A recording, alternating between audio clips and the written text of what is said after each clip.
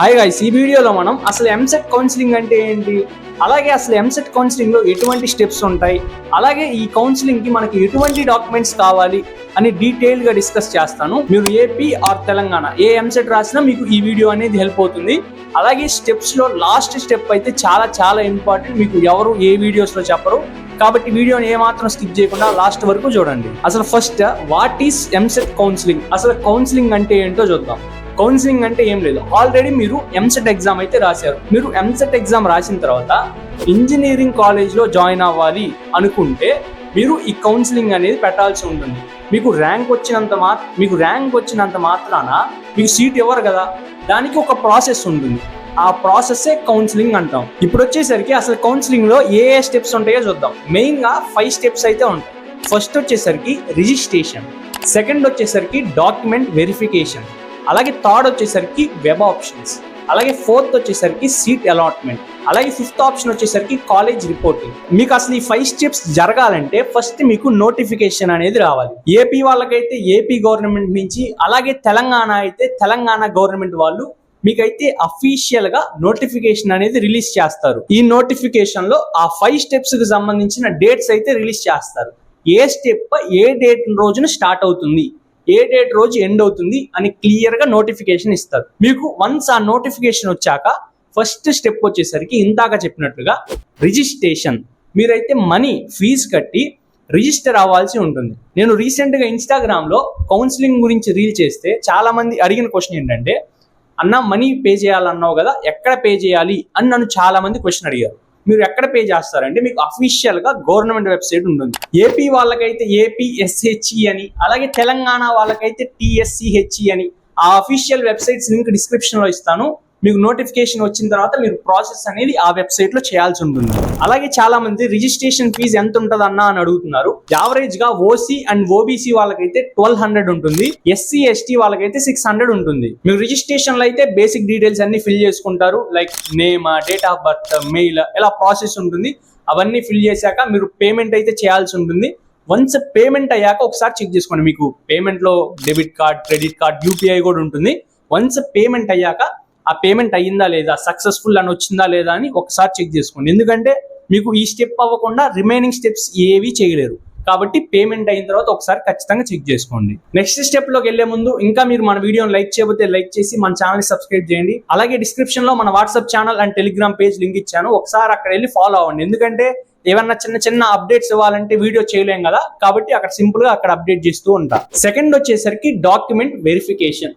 Document verification లో AP వాళ్ళకి తెలంగాణ వాళ్ళకి డిఫరెంట్ గా ఉంటది. ఇది ఒక స్టెప్. టిఎస్ వాళ్ళకి డాక్యుమెంట్ వెరిఫికేషన్ అందరికి ఆఫ్లైన్ లోనే ఉంటుంది. అదే ఏపీ వాళ్ళకైతే కొంతమందికి ఆఫ్లైన్ లో ఉంటుంది, మాక్సిమం పీపుల్ కి ఆన్లైన్ లోనే ఉంటుంది. ఆఫ్లైన్ లో ఎవరికి ఉంటుంది అంటే చెప్తా. పిహెచ్ క్యాప్, ఎన్సిసి, స్పోర్ట్స్, అలాగే ఏమన్నా డాక్యుమెంట్స్ మిస్ మ్యాచ్ అయినా, మీరు ప్రాపర్ గా అప్లోడ్ చేయకపోయినా, ఇలాంటి వాళ్ళకి ఆఫ్లైన్ లో జరుగుతుంది. మిమ్మల్ని రిజిస్ట్రేషన్ అప్పుడే అడుగుతుంది, మీరు ఆఫ్లైన్ సెంటర్స్ అయితే సెలెక్ట్ చేసుకోవాల్సి ఉంటుంది. అప్పుడు మీ ఇంటి దగ్గర ఉన్నటువంటి లొకేషన్స్ ని సెలెక్ట్ చేసుకోండి. ఆన్లైన్ వెరిఫికేషన్ లో మీకు వన్స్ ఆన్లైన్ వెరిఫికేషన్ అయిపోయిన తర్వాత మీరు చెక్ చేసుకోవాలి, వెరిఫై అయ్యిందా లేదా అని మీకు అక్కడ చూపిస్తుంది.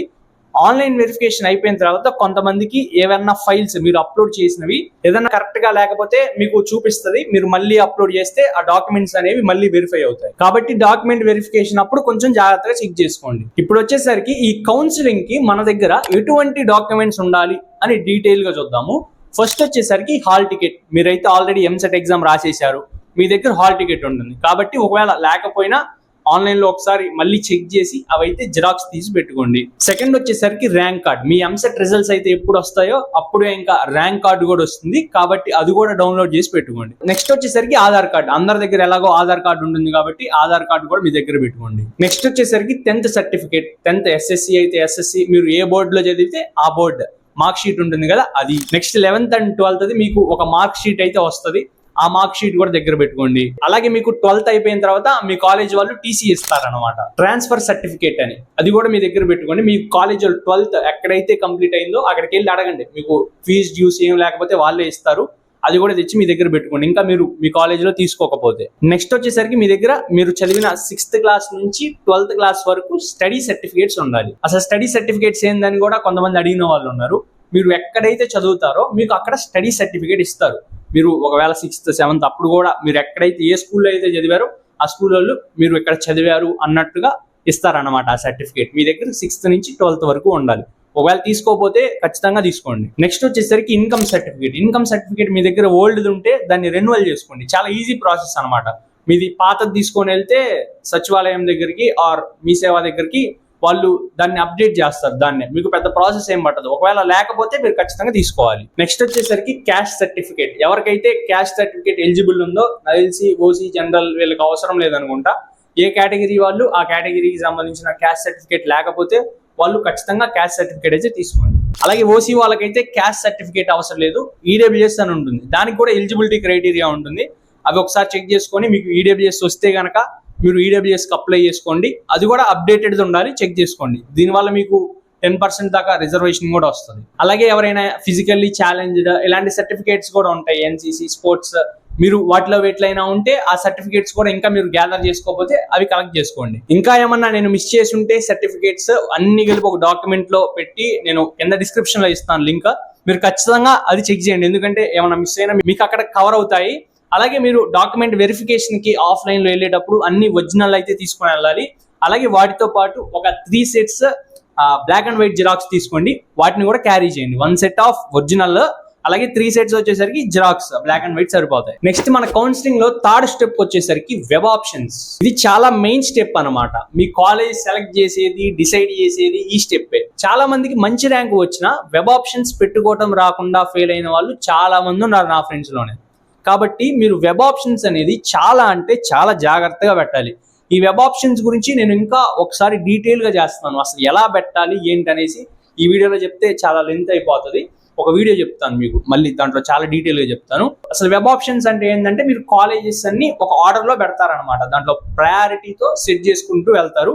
దాంట్లో మీ ర్యాంక్ బట్టి వాళ్ళు ఆర్డర్ లో చూసి మీ ర్యాంక్ తగినట్టుగా ఒక కాలేజ్ అనేది సెలెక్ట్ చేస్తారు. అలాగే మీరు ఈ ఆప్షన్స్ పెట్టిన తర్వాత మీకు 2 ఆప్షన్స్ ఉంటాయి, సేవ్ అండ్ ఫ్రీజ్ అని. సేవ్ చేయండి పర్లేదు. మీరు ఫ్రీజ్ చేస్తే మాత్రం వెబ్ ఆప్షన్స్ అనేవి మీరు పెట్టిన కాలేజెస్ మళ్ళీ చేంజ్ చేయలేరు. మీరైతే సేవ్ చేయండి, ఇక్కడ ఫ్రీజ్ చేయొద్దు. ఫ్రీజ్ చేస్తే ఏమవుతుందంటే ఇక లాక్ అయిపోయినట్టు. మీరు ఇంకా మళ్ళీ ఆ కాలేజెస్ ఆర్డర్ మార్చలేరు, ఇవన్నీ ఫంక్షన్ చేయలేరు. కాబట్టి మీరు వెబ్ ఆప్షన్స్ పెట్టిన తర్వాత సేవ్ చేస్తే మళ్ళీ నెక్స్ట్ డేస్ ఏదన్నా చేంజ్ చేయాలనుకుంటే మళ్ళీ చేంజ్ చేసుకోవచ్చు. అదే మీరు ఫ్రీజ్ పెట్టారనుకోండి ఇక ఇవి లాక్ అయిపోతాయి. బట్ లాస్ట్ ఇయర్ ఆప్షన్ ఎలా ఉందంటే ఫ్రీజ్ చేసిన వాళ్ళకి కూడా లాస్ట్ డే వెబ్ ఆప్షన్స్ పెట్టే టైం లాస్ట్ డేట్ ఉంటుంది కదా, ఆ లాస్ట్ డేట్ రోజు ఇచ్చాడనమాట ఆప్షన్. అన్ఫ్రీజ్ చేసుకొని వాళ్ళు ఆ కాలేజెస్ లిస్ట్ అనేవి చేంజ్ చేసుకోవచ్చు. బట్ మనకు రిస్క్ ఎందుకు చెప్పండి? మీరు ఫ్రీజ్ చేయకపోయినా లాస్ట్ ఆటోమేటిక్గా టైం అయిపోయినప్పుడు అదే ఫ్రీజ్ అయ్యి వెళ్ళిపోతుంది. కాబట్టి మీరు సేవ్ చేసుకోండి ఫ్రీజ్ చేసుకోకుండా. నెక్స్ట్ 4th స్టెప్ వచ్చేసరికి సీట్ అలాట్మెంట్. మీరు వెబ్ ఆప్షన్స్ లో కాలేజెస్ పెడతారు కాబట్టి ఆ ప్రయారిటీ బట్టి చెక్ చేసి మీకు ఒక కాలేజ్ లో సీట్ అనేది అలాట్ చేస్తారు. మీకు సీట్ అలాట్ చేసినప్పుడు ఈ అలాట్మెంట్ లెటర్ అనేది డౌన్లోడ్ చేసుకోండి. మీకు ప్రతి దగ్గర యూజ్ అవుతుంది, చాలా ఇంపార్టెంట్. చాలా మంది సరిగా డౌన్లోడ్ చేసుకోరు, తర్వాత హడావుడి పడుతూ ఉంటారు. ఇప్పుడైతే మీకు సీట్ అలాట్ అవుతుందో ఈ అలాట్మెంట్ లెటర్ అనేది డౌన్లోడ్ చేసుకొని ఒక దగ్గర జాగ్రత్తగా పెట్టుకోండి. 5th స్టెప్ వచ్చేసరికి కాలేజ్ రిపోర్టింగ్.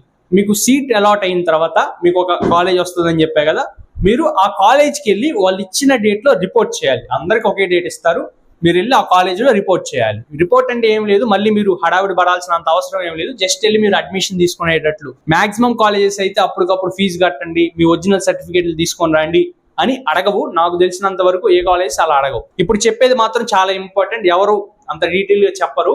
మీరు కనుక వచ్చిన కాలేజ్ లో వెళ్ళి రిపోర్ట్ చేయకపోతే మీకు ఆ సీట్ అనేది అలాట్ అవ్వదు. నాకు వచ్చిన కాలేజ్ నచ్చలేదన్నా మరి ఏం చేయాలి అంటే, ఏం చేయాలంటే మీరు వచ్చిన కాలేజ్లోకి వెళ్ళి ఫస్ట్ రిపోర్ట్ చేయండి.